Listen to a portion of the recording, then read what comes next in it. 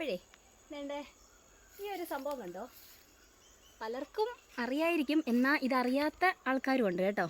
ഇതിൻ്റെ പേരാണ് Suriname cherry. അപ്പോൾ സുരിനാം ചെറി എന്ന് പറയും, ഞങ്ങളിവിടെയൊക്കെ കമ്മൽ ചെറി, മുളക് ചെറി എന്നൊക്കെയാണ് പറയുന്നത് കേട്ടോ. നല്ലൊരു പഴുത്തൊരെണ്ണം പിച്ച് ഈ വർഷത്തെ ഇല ഉൾപ്പെടെ വന്ന് ഈ വർഷത്തെ നമ്മളുടെ കമ്മൽ ചെറി അല്ലെങ്കിൽ മുളക് ചെറി. ഇതിൻ്റെ ഒരു ടേസ്റ്റ് എന്ന് പറഞ്ഞാലേ ഞാൻ പറഞ്ഞു തരാമേ.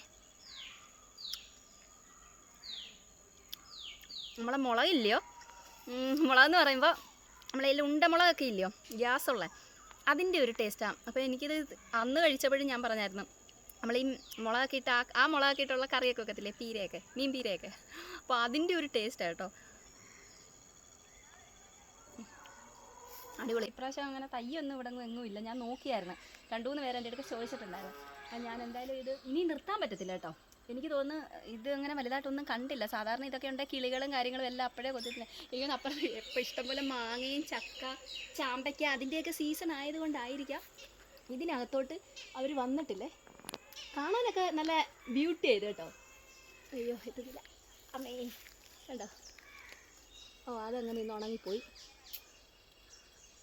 ഒരു കമ്മൽ, നമ്മളെ ഒരു കമ്മലൊക്കെ ഇല്ലേ, കമ്മലിൻ്റെ ഒക്കെ കണ്ടോ കണ്ടോ, നമ്മളിങ്ങനെ കമ്മലെടുക്കണം. അതുകൊണ്ടായിരിക്കാം കമ്മൽ ചെറി. നാട്ടുഭാഷയാണ് കമ്മൽ ചെറി, മുളക് ചെറി. പക്ഷേ ഇതിൻ്റെ ഒറിജിനൽ നെയിം എന്ന് പറയുന്നത് സുരിനാം ചെറി എന്നാണ് കേട്ടോ.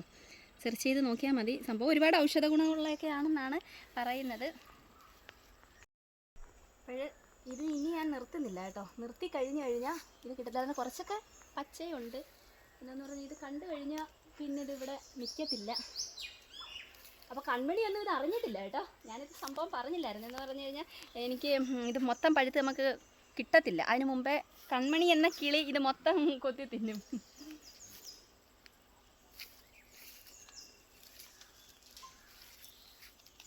പച്ച അവിടെ ഇവിടെയൊക്കെ ഉണ്ട് കേട്ടോ.